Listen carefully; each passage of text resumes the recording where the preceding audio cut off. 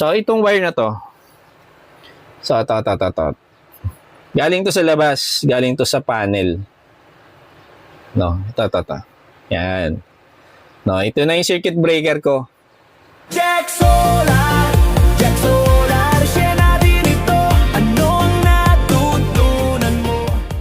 Ito makita natin, inuulan pa rin tayo, no? So, si Bagyong Luis, wala na yon, umalis na yun sa Philippine Area of Responsibility. Ang nagpapaulan ng buong linggo natin is yung ating habagat. No? So, ituloy na lang natin muna yung topic natin na simulan dun sa pagsasize natin ng circuit breaker para sa ating off-grid solar setup, no? Kasi nakagawa na tayo ng video niya, no? Unang-una nakagawa tayo ng unang-una pang video. So yung overall sizing na yon, pero hindi ako nag-sample doon. Pero kung maintindihan nyo na yon, mas okay, no? Kasi isang video lang yon, pero nandun na yung sizing nung lahat ng circuit breaker na gagamitin nyo doon sa inyong off-grid solar setup. Pero kung hindi nyo naintindihan ng walang sample, pwede nyo i-access yung ating mga iba pang video na ginawa, no? So nakagawa na tayo ng sizing ng circuit breaker between battery and inverter, no? Meron na tayong video noon. Tapos yung between inverter to load, may circuit breaker din yon. So nagawa na natin. So ngayon, kukumpletuhin na natin yung ating sample na computation ng sizing ng circuit breaker, no? So ang natira na lang is yung sizing ng circuit breaker from solar panel to solar charge controller and yung solar charge controller to battery. So, simulan natin dun sa sizing from solar panel to solar charge controller, no? So, itong wire na to, so, ito.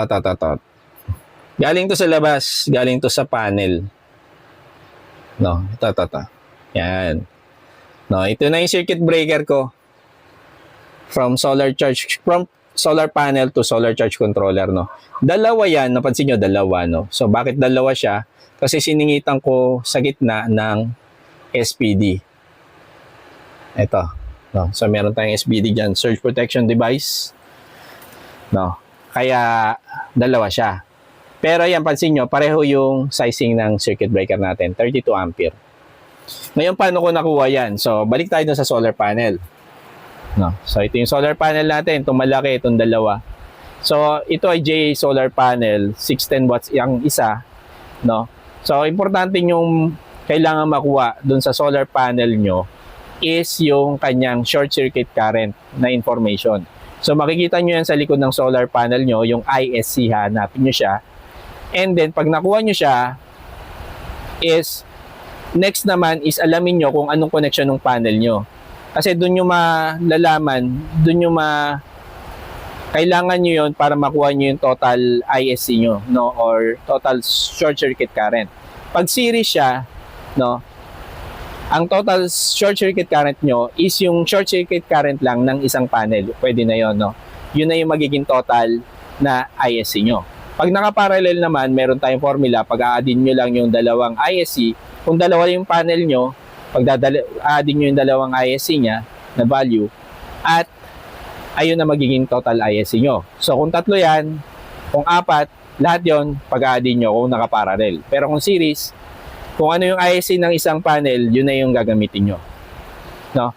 So, pag nakuha nyo yun, is, yung ISC na yon is, i-multiply natin siya sa 1.56. So, ano yung 1.56? So, combine siya na continuous load factor na 1.25 plus yung neck na solar safety buffer na 1.25. Kaya nakuha natin yung 1.56.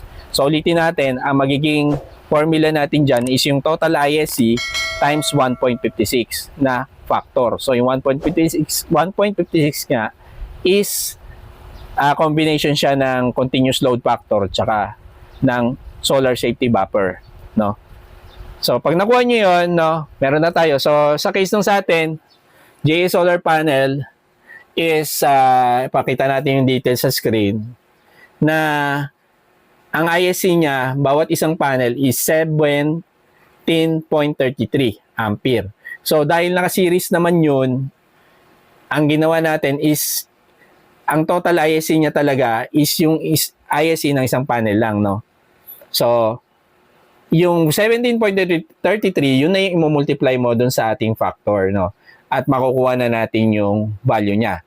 Pag nakuha nyo yung numeric value niya, i-round up nyo siya to the nearest commercial size. So sa case nung sa akin, pakita natin yung computation niyan, and then ang next commercial size niya is 32 ampere. Kaya yan ang pinalabasan natin. So kung halimbawa, mag-sample naman tayo, no? Kung halimbawa naman ang panel nyo is naka-parallel yan, hindi yan naka-series. So 17.33 plus 17.33 kasi dalawa siya, no? So yun na magiging ISC nyo total, no? 34.66. Yung 34.66, yun ang i-multiply nyo sa 1.56 na factor natin. At i-round up nyo siya sa nearest commercial size, which is 63 ampere.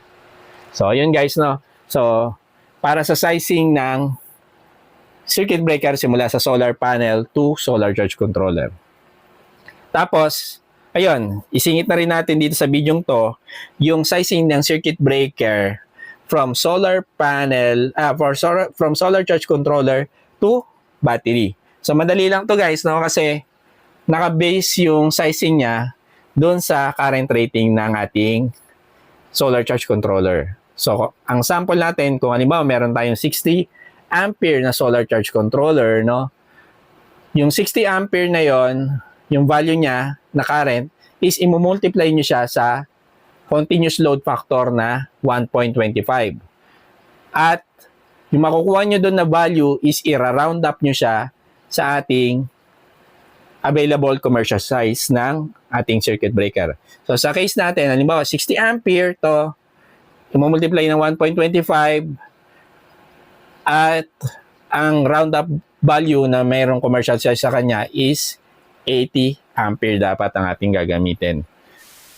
Ito pahabol na lang, no? So yung tinuro natin na computation ng pag-size ng ating circuit breaker simula sa ating solar charge controller hanggang sa battery is yun talaga yung recommended formula sa kanya. Kung wala kayong nakita dun sa manual ng inyong solar charge controller na suggested sizing ng ating manufacturer. So, ano yung sinasabi ko? Kasi minsan, nagre-recommend si manufacturer kung anong sizing ng circuit breaker ang gagamitin mo. So, katulad nitong sa SRNE, no? Ito, pag binasa natin yung manual niya, wala namang sinasabi si manufacturer kung anong kailangang sizing ng circuit breaker sa particular current rating ng solar charge controller nila, no? Unlike nung na-experience natin nung bumili tayo ng POMR solar charge controller, no, nung binasa ko yung manual niya, ang suggestion ng manufacturer is kung ano yung current rating ng kanyang solar charge controller, yun na rin ang gagamitin mong current rating ng iyong MCB or circuit breaker, no? Sa case nung time na yon is meron tayong 60 ampere na binili na solar charge controller. So, ang ginamit ko doon is 60 ampere din na MCB. Pero nga, 60 ampere is wala namang commercial size na circuit breaker. So, ang ginamit natin doon is yung next commercial size, which is 63 ampere na MCB.